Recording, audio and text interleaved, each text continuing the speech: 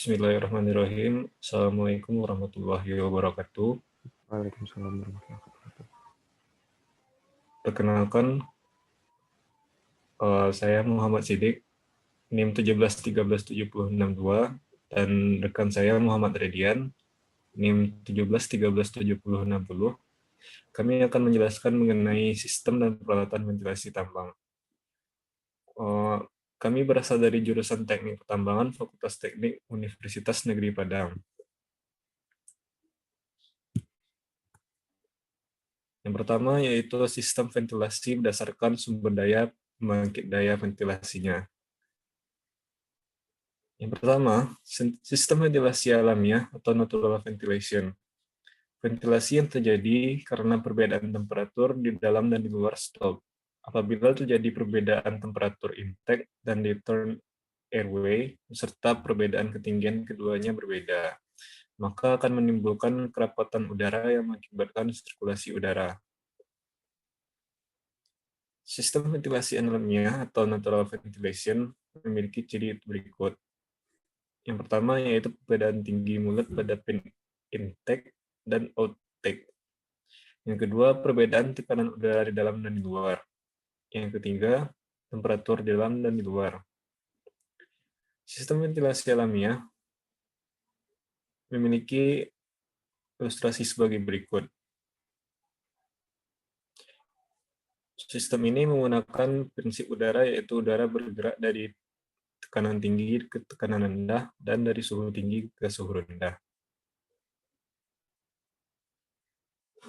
Yang kedua, sistemnya yaitu sistem ventilasi buatan atau artificial ventilation. Sistem ventilasi ini dibangkitkan dengan bantuan listrik sebagai alat suplai udaranya yang menggunakan fan. Fan pada sistem ini bertugas sebagai pengatur sirkulasi udara sehingga setiap front kerja pada tambang tersebut akan tersuplai udara dengan cukup. Untuk itu, sistem ventilasi yang umumnya digunakan pada tambang bawah tanah adalah artificial ventilation system. Artificial ventilation system ini adalah sistem ventilasi buatan dengan memberikan intake udara bersih yang dihasilkan dari fan blower dan mengeluarkan udara kotor melalui sistem exhaust fan. Sistem jaringan buatan inilah yang dipergunakan di dalam tambang untuk membuat sirkulasi menjadi lancar. Sistem ventilasi sangat bergantung dari ketersediaan dan karakteristik fan blower dan exhaust. Selanjutnya, sistem forcing. Sistem ini memberikan hembusan udara bertekanan positif ke front kerja. Tekanan positif berarti aliran udara ini mempunyai tekanan lebih besar dibandingkan udara di atmosfer. Udara dialirkan melalui pipa di mana saluran ventilasi ini menghubungkan fan dengan front kerja, sebagaimana terlihat pada gambar. Dalam sistem ini dihembuskan udara bersih ke front. Selanjutnya, sistem exhausting. Sistem ini akan memberikan hembusan udara dan berkebalikan dengan sistem forcing, yaitu bertekanan negatif ke front kerja. Tekanan negatif yang dimaksud di sini adalah tekanan yang dihasilkan oleh proses penghisapan udara. Pada sistem exhausting,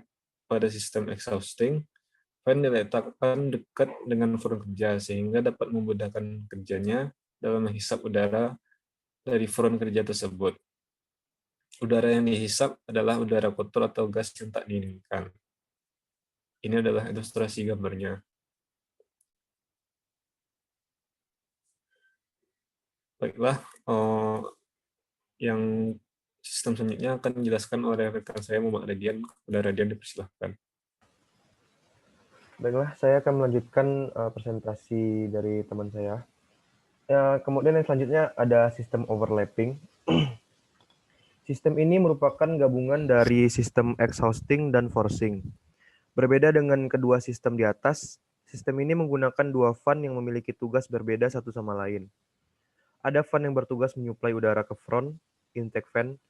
Ada fan yang bertugas untuk menghisap udara dari front, exhausting fan. Tetapi exhaust fan dipasang lebih mundur, lebih jauh dari front penambangan. Sedangkan duct akhir dari intake fan dipasang lebih dekat dengan front penambangan. Hal ini untuk mencegah agar udara yang disuplai langsung dihisap oleh exhaust fan, sehingga udara akan memiliki waktu untuk bersirkulasi pada front penambangan. Berikut merupakan ilustrasi gambarnya. Kemudian ada peralatan ventilasi tambang bawah tanah. Yang pertama, main fan. Main fan digunakan untuk menyuplai udara dari luar tambang bawah tanah ke dalam tambang bawah tanah dengan kecepatan tertentu, serta debit udara tertentu sesuai dari kecepatan udara yang disuplai, serta besar dak yang digunakan nantinya. Main fan mempunyai dua fungsi, yaitu dapat berfungsi sebagai menyuplai udara masuk, atau dapat disebut bagian fan blower, dan dapat berfungsi menghisap udara keluar seperti gas-gas beracun dan berbahaya, yang disebut bagian exhaust fan. Ini adalah gambar main fan. Kemudian berikut ini adalah ilustrasi gambar flame safety lamp. Ini ilustrasi gambar water sprays.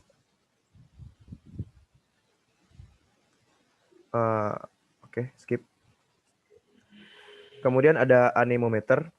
Anemometer digunakan untuk menghitung kecepatan angin yang dihasilkan main fan pada jalur main duct. Semakin cepat aliran udara yang dihasilkan, maka akan semakin besar debit udara yang akan tersuplai pada lokasi tambang bawah tanah tersebut. Berikut merupakan ilustrasi gambarnya. Oke.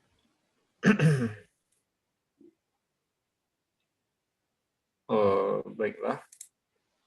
Sekian presentasi pada kali ini mengenai sistem dan peralatan ventilasi tambang. Dari kami, apabila ada kesalahan, mohon dimaafkan. Wabillahi taufiq wal hidayah. Assalamualaikum warahmatullahi wabarakatuh.